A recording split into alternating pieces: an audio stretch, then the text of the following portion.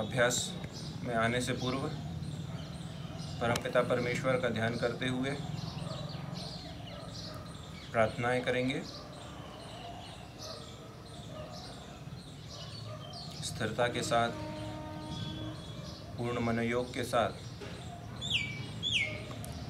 ये प्रार्थनाएं इच्छित वांछित लक्ष्यों की ओर हमें अग्रसर करें। ये भावना, ये संकल्प लेकर छोटी छोटी प्रार्थनाएं हैं, उनको करते हैं। 3 बार ओम का उच्चारण सबसे पहले।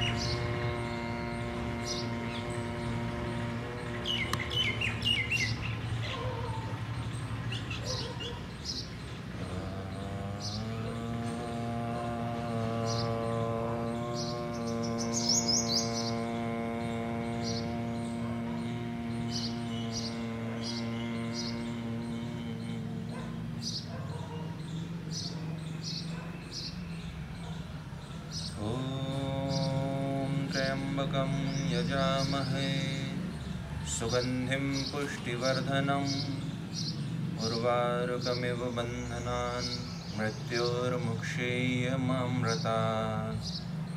ॐ भूर्भुवस्वः तत्सवितुर्वरेण्यं भर्गो देवस्य धीमहि धियो यो नः प्रचोदयात्। ॐ अखण्डमण्डलाकारं व्याप्तं येन चराचरं तत्पदर्शितं येन तस्मै श्रीगुरवे नमः। ॐ शान्ति शान्ति शान्तिः।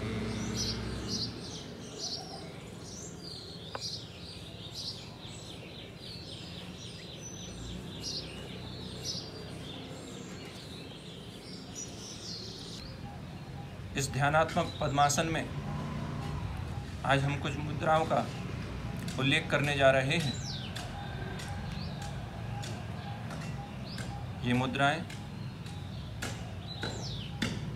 चिन्ह मुद्रा, ज्ञान मुद्रा, भैरव मुद्रा, भैरवी मुद्रा, प्राण मुद्रा, अपान मुद्रा, वायु मुद्रा, आकाश मुद्रा, पृथ्वी मुद्रा और वरुण मुद्रा। इस प्रकार से इन मुद्राओं को हम इस अभ्यास में देखेंगे। आज मुद्राओं के अभ्यास में ध्यानात्मक आसन का जो हम प्रयोग करेंगे वह पद्मासन है। इस पद्मासन का अभ्यास जान लेते हैं। दंडासन से प्रारंभ करते हुए दाहिने पैर को मोड़कर बाएं पैर के ऊपर लाकर स्थापित करें। अब बायां पैर उसी प्रकार से दाहिने पैर के ऊपर जंघामूल तक लाकर स्थापित करें। पदतल ऊपर की ओर, दोनों घुटने यथासंभव भूमि पर स्थित रहेंगे। कमर गर्दन सीधा, आंखें बंद, हाथ सीधे खिंचे हुए और हाथों को चिन्ह मुद्रा में रखते हुए, चिन्ह मुद्रा क्या है यह आगे के अभ्यास में बताया जाएगा आपको। इस प्रकार से स्थिर होने से यह पद्मासन की स्थिति बनती है। ये जो पदतल आपके समक्ष हैं, यह कमल के पंखुड़ियों की आकृति के समान स्थिति दर्शाते हैं। इस वजह से इसे पद्मासन नाम दिया गया है। ध्यानात्मक अवस्थाओं में जाने के लिए यह एक सर्वोत्तम अभ्यास है। यद्यपि सिद्धासन का अभ्यास मुख्य रूप से ध्यान की अवस्थाओं में या अभ्यास में जाने के लिए किया जाता है, हम यहाँ पर पद्मासन का प्रयोग करेंगे। पद्मासन के अभ्यास के लाभ यह है कि कमर के निचले भाग को जिस प्रकार से लॉक की स्थिति में लाता है, इससे उदरस्थ प्रदेश में रक्त का संचार बढ़ता है, हृदय की तरफ रक्त का संचार बढ़ता है, पेट के रोगों को दूर करने वाला और शरीर में स्थिरता और दृढ़ता प्रदान करने वाला यह अभ्यास पद्मासन है। हस्त मुद्राओं के अभ्यास में सर्वप्रथम हमें अपने हाथ की अंगुली और अंगूठे की संरचना का भान होना चाहिए। ये शरीर हमारा पंच तत्वों से, पंच महाभूतों से मिलकर बना है। गोस्वामी तुलसीदास जी ने रामचरितमानस में कहा है, क्षिति जल पावक गगन समीरा, पंच रचित अधि अधम शरीरा। अर्थात जिन पंच महाभूतों से हमारा शरीर बना है, उन तत्वों को बलशाली बनाने के लिए, सुदृढ़ करने के लिए, उन तत्वों के पूरे गुणों को धारण करने के लिए कुछ हस्त मुद्राएं यदि हम अभ्यास में लेते हैं, जीवन में करते हैं, तो निश्चित रूप से वे तत्व हमारे शरीर को पोषित और पल्लवित करने का कार्य करेंगे। पृथ्वी, जल, वायु, अग्नि और आकाश तत्व, ये पंच तत्वों से हमारा शरीर बना है। अंगूठे और बाकी तर्जनी, मध्यमा, अनामिका और कनिष्ठिका, ये उंगलियां इन पंच महाभूतों का प्रतिनिधित्व करती हैं। अंगूठा अग्नि तत्व का प्रतिनिधित्व करता है। तर्जनी उंगली जो प्रथम उंगली है, यह वायु तत्व का प्रतिनिधित्व करती है। मध्यमा आकाश तत्व का प्रतिनिधित्व करती है। तृतीय उंगली अनामिका उंगली, यह पृथ्वी तत्व का प्रतिनिधित्व करती है, जबकि कनिष्ठिका सबसे छोटी उंगली जो है, यह जल तत्व का प्रतिनिधित्व करती है।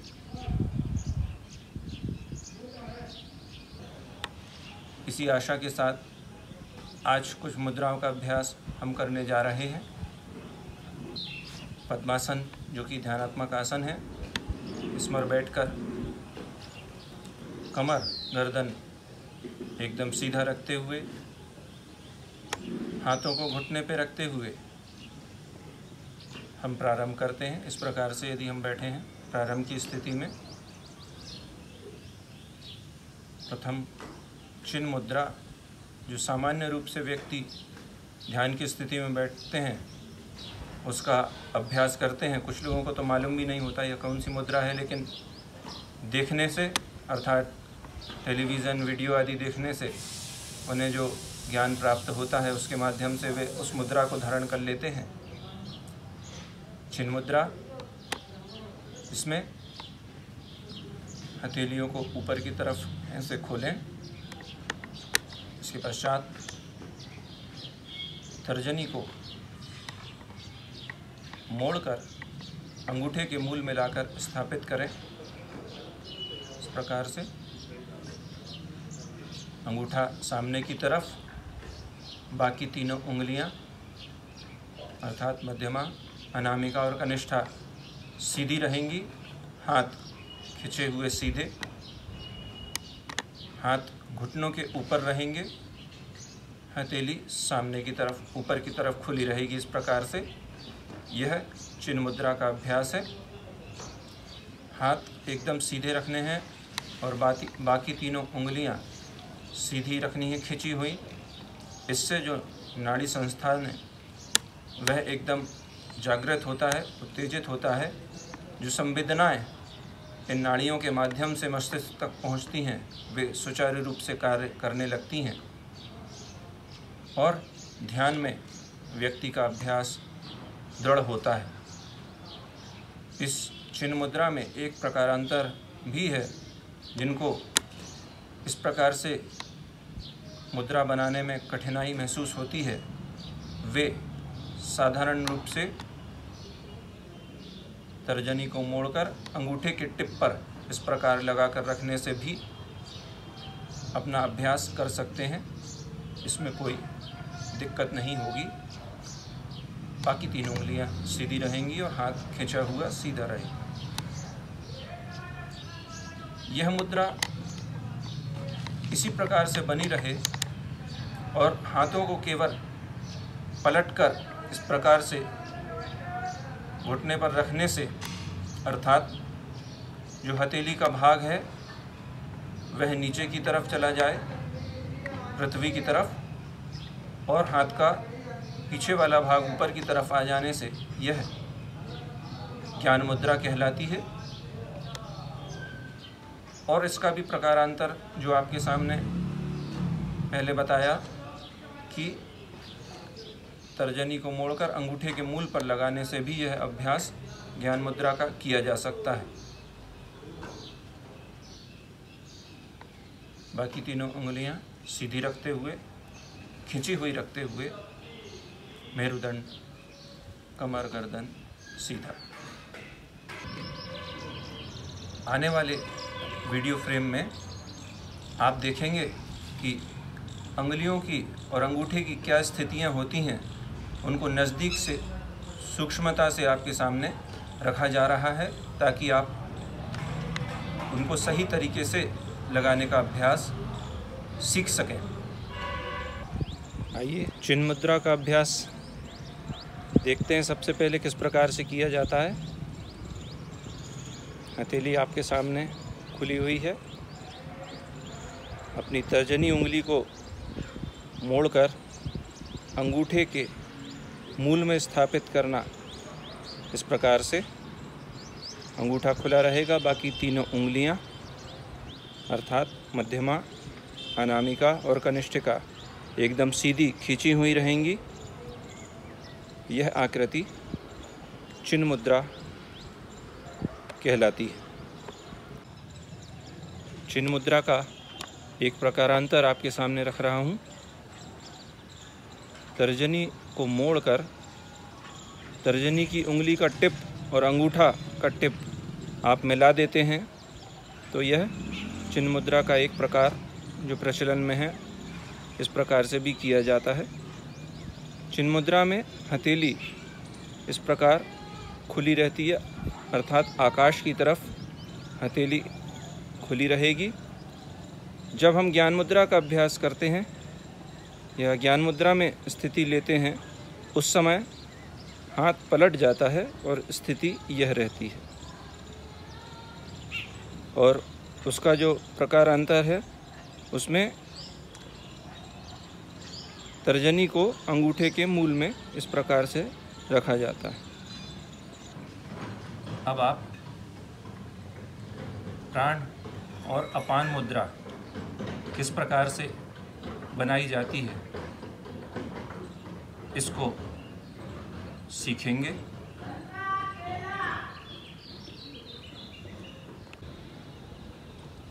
हस्त मुद्राओं में दो और मुद्राएं जो प्रचलन में ज़्यादा हैं उनके बारे में चर्चा कर लेते हैं। पहली है प्राण मुद्रा। तर्जनी, मध्यमा और अनामिका इन तीन अंगुलियों को इस तरीके से अंदर की तरफ लेकर आएं और अंगूठे को उनसे मिलाकर पोर तक, प्रथम पोर तक रखने से यह मुद्रा प्राण मुद्रा बनती है। एक बार पुनः देख लें। तर्जनी, मध्यमा और अनामिका अंगूठे से मिलाकर और कनिष्ठा सीधी रहेगी खिंची हुई, अंगूठा उन पर आकर रेस्ट करेगा। इस प्रकार से यह प्राण मुद्रा। अगली मुद्रा है अपान मुद्रा। इसमें तर्जनी एवं मध्यमा अंगूठे के पोर से सटाकर रखने से और बाकी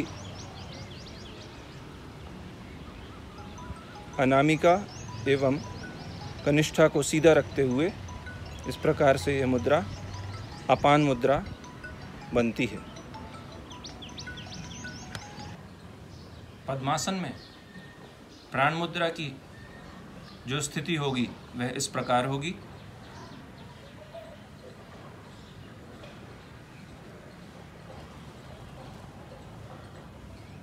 प्राण मुद्रा के बाद हाथ खोल दीजिए। अपान मुद्रा में जो पद्मासन में स्थिति होगी वह इस प्रकार होगी।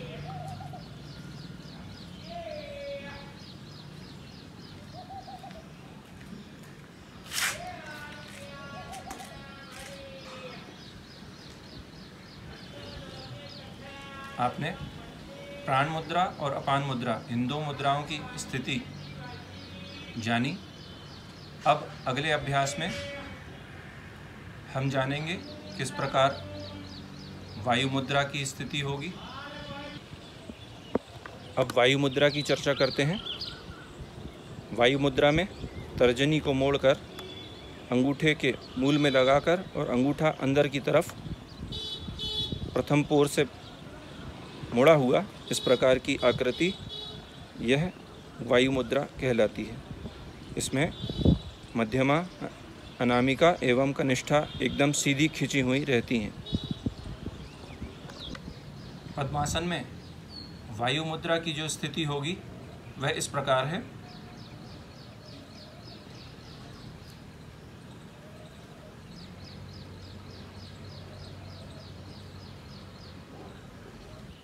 पद्मासन में हस्त मुद्राओं के अभ्यास के बीच में जो अभ्यास है आकाश मुद्रा, उसकी स्थिति क्या होगी। इस प्रकार से आकाश मुद्रा का अभ्यास पद्मासन में होगा। हाथों की यह स्थिति रहेगी। आकाश मुद्रा, इस मुद्रा में मध्यमा अंगूठे को स्पर्श करती हुई इस प्रकार से रहेगी। बाकी तीनों अंगुलियां सीधी रहेंगी, अर्थात तर्जनी, अनामिका एवं कनिष्ठा सीधी रहेंगी, जबकि मध्यमा अंगूठे को स्पर्श करते हुए आकाश मुद्रा की स्थिति में रहेंगी। पद्मासन के अभ्यास में पृथ्वी मुद्रा का क्या स्वरूप रहेगा वह इस प्रकार से है।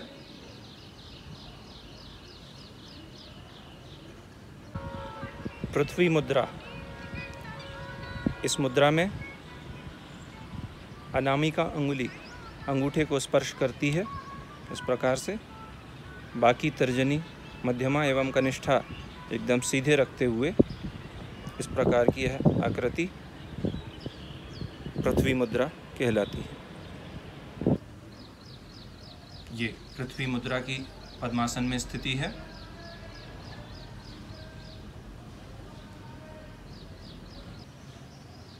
पद्मासन के अभ्यास में वरुण मुद्रा की स्थिति आपके सामने रख रहा हूँ। वरुण मुद्रा का अभ्यास देखते हैं। इस अभ्यास में कनिष्ठा के टिप को अंगूठे से लगाने से यह मुद्रा वरुण मुद्रा कहलाती है। बाकी तीनों अंगुलियां अर्थात तर्जनी, मध्यमा एवं अनामिका सीधी रहेंगी खिंची हुई। केवल कनिष्ठा अंगूठे को स्पर्श करेगी। वरुण मुद्रा में।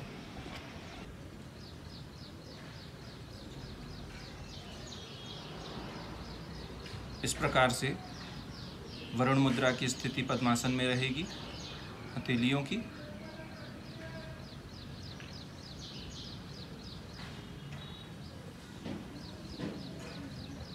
पद्मासन में दो अन्य मुद्राओं का अभ्यास हम यहाँ जानेंगे,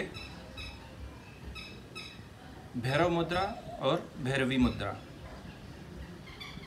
प्रकृति के प्रारंभ काल से शिव और शक्ति, इनके संयोग से ही प्रकृति का प्रादुर्भाव हुआ है, ऐसा माना जाता है। बिना शक्ति के शिव अधूरे हैं और शिव का अस्तित्व शक्ति के बगैर नहीं है।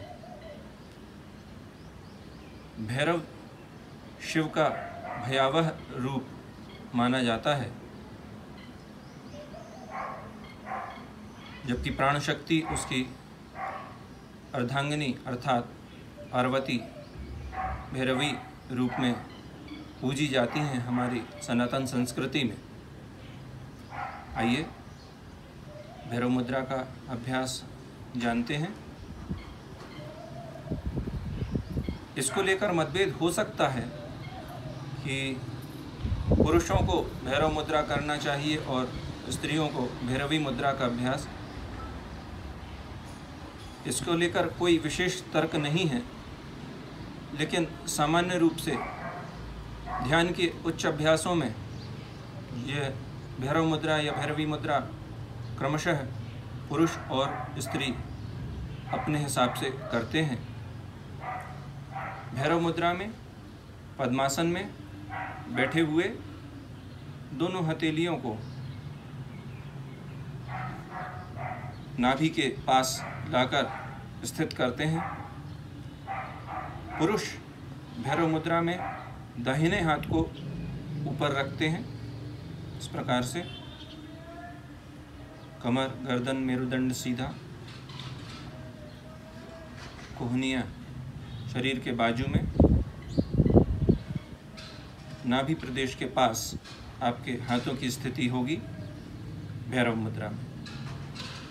भैरवी मुद्रा में यह स्थिति हाथों की पलट जाएगी, बायां हाथ ऊपर आएगा और दाहिना हाथ नीचे होगा। इस प्रकार से भैरव और भैरवी मुद्रा, ये अभ्यास आपके सामने रखे।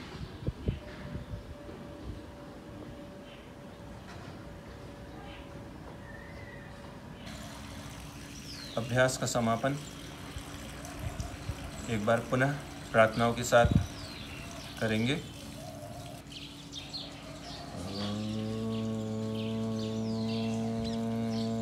सहना ववतु सहनौ भुनक्तु सह वीर्यं करवावहै तेजस्विनावधीतमस्तु मा विद्विषावहै। ॐ सर्वे भवन्तु सुखिनः, सर्वे सन्तु निरामया, सर्वे भद्राणि पश्यन्तु, मा कश्चित् दुःखभाग् भवेत्।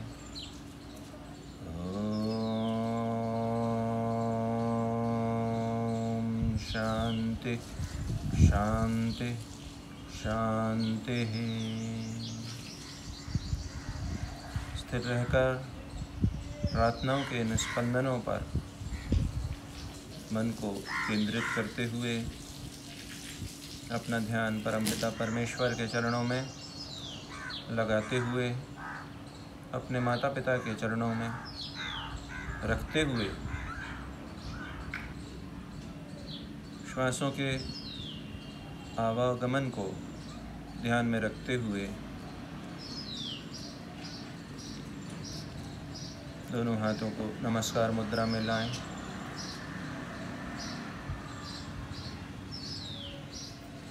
जो अभ्यास आपने किए हैं, इन अभ्यासों में आपको पूर्ण सफलता प्राप्त हो, स्थिरता प्राप्त हो, ये कामना करते हुए दोनों हाथों को आपस में अच्छी से रगड़ते हुए अपने नेत्रों पर रखें। सबसे पहले नेत्रों का मसाज करने के पश्चात मुखमंडल पर, मस्तिष्क पर और मुस्कुराते हुए आंखें खोलेंगे। हरि ओम तत्सत। शुक्रिया।